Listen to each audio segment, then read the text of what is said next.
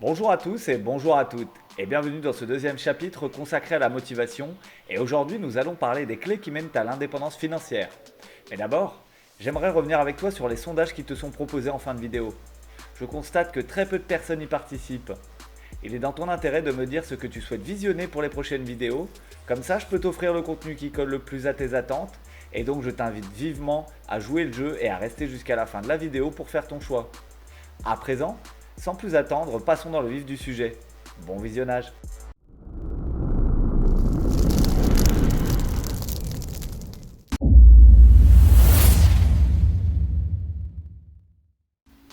Tout d'abord, il faut bien comprendre ce qu'est l'indépendance financière. Pour moi, être indépendant financièrement est le fait de générer des revenus sans avoir à dépendre d'un patron, d'une structure ou bien même d'un organisme. En effet, le fait d'être salarié présente des avantages comme ne pas avoir à prendre des risques pour son avenir, avoir un salaire régulier ou bien même la sécurité de l'emploi quand tu es en CDI, et encore, ça n'est pas une certitude absolue. Mais le fait d'être salarié comporte de nombreux inconvénients également, et notamment le fait que tu n'es pas décisionnaire de plein de facteurs comme tes horaires de travail, ta rémunération ou encore ton activité, à proprement parler. Mais le point qui m'attriste le plus est le fait de ne pas être reconnu à sa juste valeur. Je m'explique. Peu importe l'intensité que tu mets dans ton travail ou bien même les heures que tu y consacres, ton revenu ne va pas augmenter drastiquement pour autant. D'ailleurs, nombreuses sont les activités qui ne sont pas rémunérées à leur juste valeur. Je pense notamment aux métiers où les contraintes physiques sont importantes comme le bâtiment, l'agriculture, l'usine ou bien dans le domaine hospitalier pour ne citer qu'eux. C'est pour cela que j'ai opté pour une stratégie certes plus risquée, mais également plus épanouissante, plus palpitante et qui me permet de pouvoir évoluer en fonction de mon intensité et de ma charge de travail, ainsi que de l'évolution de mes compétences. Et pour ce faire, il faut un plan bien précis et bien détaillé et de s'assurer de posséder un matelas de sécurité suffisant. Cela consiste à avoir une réserve d'argent de côté, dans l'idéal environ l'équivalent d'un an d'épargne, afin de t'assurer que tu pourras subvenir à toutes tes dépenses durant ce laps de temps, et ainsi avoir le temps nécessaire pour développer ta stratégie sereinement. Donc imaginons que tu as 500 euros de dépenses mensuelles et il faut que tu multiplies par 12, soit 6000 euros d'épargne. Donc je t'invite à mettre tout l'argent qui n'est pas indispensable de côté, même si je sais que ce n'est pas évident. Nous allons voir par la suite plusieurs moyens d'épargner plus simplement. La première étape pour atteindre l'indépendance financière est de définir des objectifs financiers clairement. Prends le temps de réfléchir à ce que tu veux vraiment pour ton avenir. Je t'invite dès à présent à visualiser un objectif final basé sur le long terme. Cela peut prendre au bas mot un minimum de 5 ans et de mettre en place des étapes à court, moyen ou long terme pour y arriver. Donc comment s'y prendre concrètement? C'est simple, une fois que tu as visualisé ton objectif ultime, vois ça comme ta maison, eh bien il faut que tu mettes en place les pierres les unes après les autres pour pouvoir bâtir ta structure. Les premières pierres, les fondations, sont un objectif à court terme, une semaine, puis un mois, et ainsi de suite. Ensuite, tu poses les autres pierres qui sont les objectifs atteignables à moyen terme, donc d'ici un an. Et tu vas voir que même un objectif qui paraît démesuré ou irréalisable peut s'avérer plus abordable en ayant mis en place une stratégie claire et détaillée. Une fois ton plan d'action établi, la prochaine étape, qui selon moi est certainement la plus importante, est d'investir sur soi-même. Car oui, le fait d'investir sur toi peut te faire gagner un temps inconsidérable afin d'atteindre ton but. Et plus tu vas gagner en compétences, plus tu vas pouvoir développer ton champ d'action et récolter le fruit de ton labeur. Donc n'hésite pas à prendre une formation, un coach ou une structure qui permet de perfectionner tes compétences dans ton domaine. Ça va te faire gagner un temps précieux et ne dit-on pas que le temps c'est de l'argent? Une fois tes objectifs clairs et précis, la deuxième étape consiste à suivre tes dépenses de près et à les quantifier. Il est plus qu'important de savoir où va ton argent, c'est même l'étape clé pour prendre le contrôle de tes finances. Donc, commence à identifier quels sont tes revenus et tes dépenses mensuelles, puis fixe les limites pour chaque catégorie de tes dépenses. Tu as à ta disposition de nombreux outils de gestion financière, des applications, ou bien un simple tableau Excel peut suffire pour t'aider à suivre ces dernières et à rester sur la bonne voie. Tu verras que tu trouveras des dépenses qui te semblaient anodines jusque-là complètement superflues, et c'est certainement à partir de là que tu vas commencer à comprendre comment gérer mieux ton budget et comment faire des économies qui ne sont pas vraiment très compliquées à faire au final. La troisième étape consiste à réduire tes dettes et commencer à épargner. Souvent les dettes peuvent être un obstacle majeur sur le chemin de l'indépendance financière. Donc il faut établir un plan pour rembourser tes dettes de manière stratégique, en commençant par celles qui ont le taux d'intérêt le plus élevé.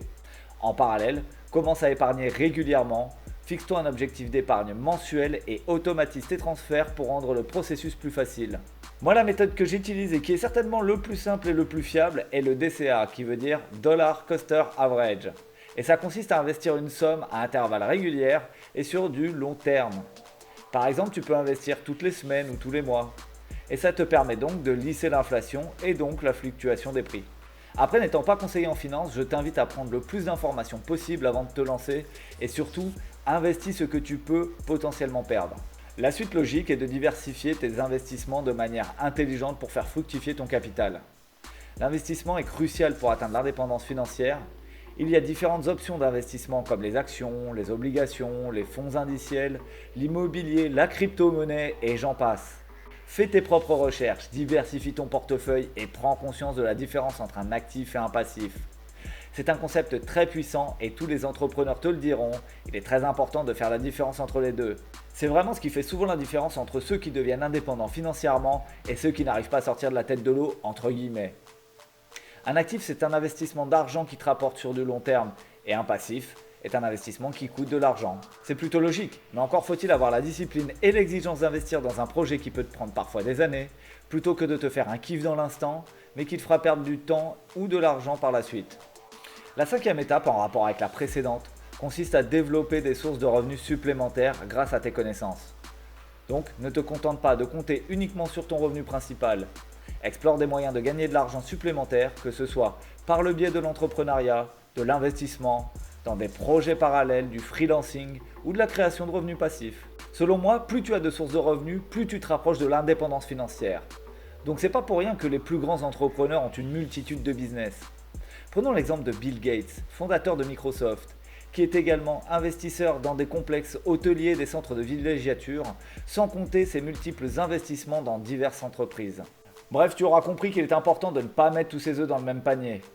Atteindre l'indépendance financière demande du temps et de la persévérance. Reste donc concentré sur tes objectifs, adapte-toi aux changements économiques de la société et sois réactif sur les différentes opportunités qui s'offrent à toi.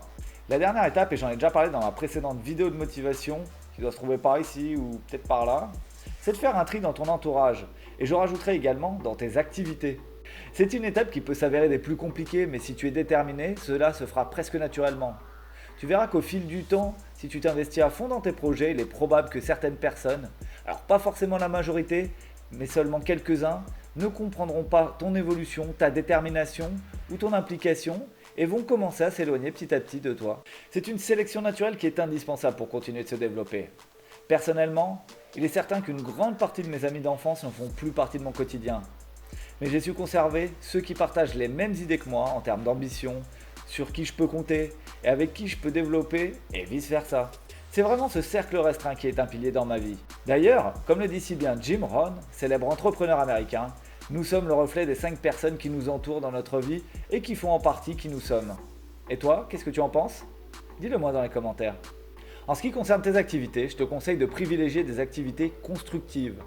Je ne pense pas que passer la journée sur les réseaux sociaux ou sur les jeux vidéo t'apporte grand chose. Alors, bon, je te dis pas non plus de vivre comme un robot, tu as le droit de t'autoriser des moments de détente et c'est primordial, mais la grandeur de tes efforts doit être à la hauteur de tes objectifs. À présent, je vais te présenter quelques exemples concrets d'investissement, de gains et d'économies, à commencer par les investissements en actions.